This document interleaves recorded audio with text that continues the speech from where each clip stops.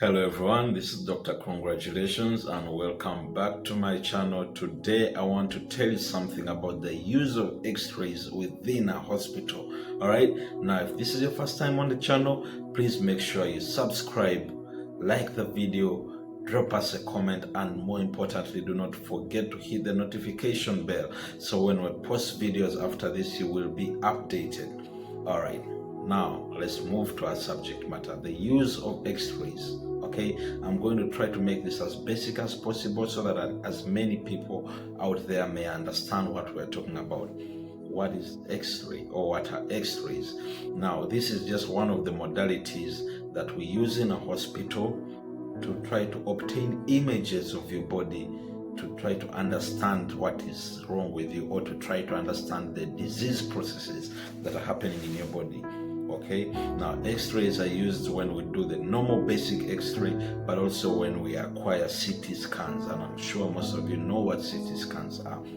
The most important question now, are x-rays safe or not?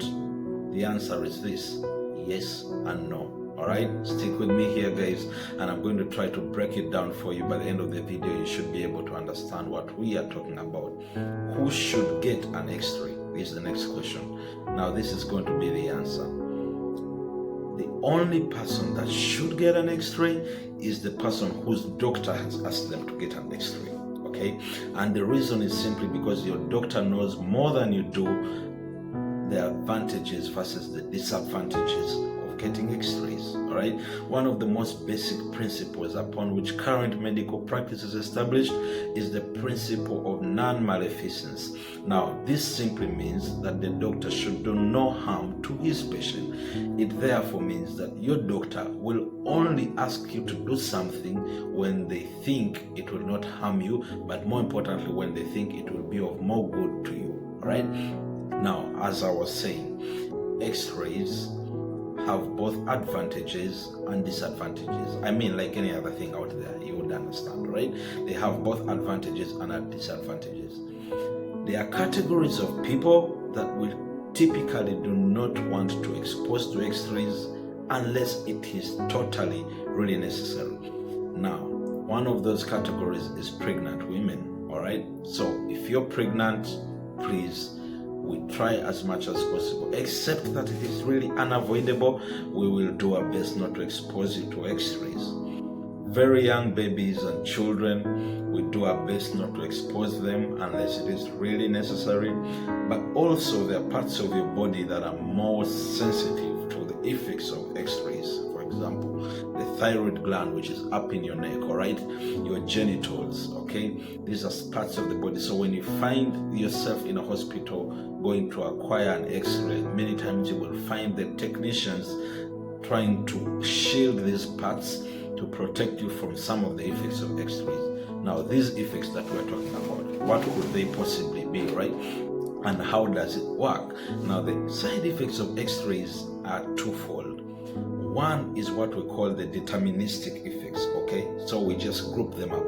Now the deterministic effects are the effects which are dependent on one, the dosage of x-rays you receive. Okay, how much x-rays do you receive, and in what period of time, for what length of time do you receive these x-rays. Now the higher the dosage, the longer the exposure time, the more likely and the more severe your symptoms or the side effects of x-rays might be. Okay, now the second group is what we call the stochastic effects. Now stochastic simply means in this case chance. Okay, so these are chance events.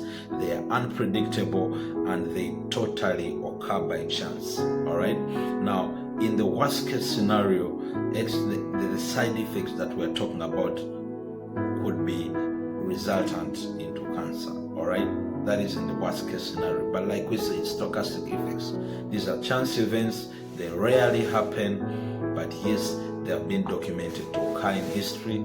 So what then should you do when you walk into a hospital?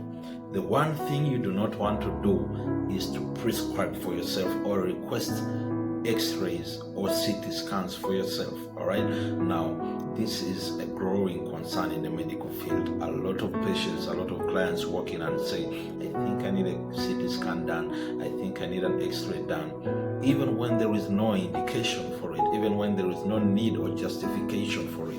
And in medicine, in radiology, we want there to be a justification for every x-ray investigation, for every CT that you get done. There must be a justifiable reason. Anything short of that, we do not encourage that. We expose you to these x-rays just so we can do our best to protect you from these potential side effects of x-rays. All right, so yes, your doctors know both the good and the bad side, and they will only request for what they think is necessary. And when you get into the radiology department to get these images, follow the instructions that the imaging technicians give you, because then that will ensure your safety, that will ensure that you go through this whole process with as little risk as possible. All right, and right, I hope that helps. And if you have any questions, please, you can drop them in the comment section. See you next time.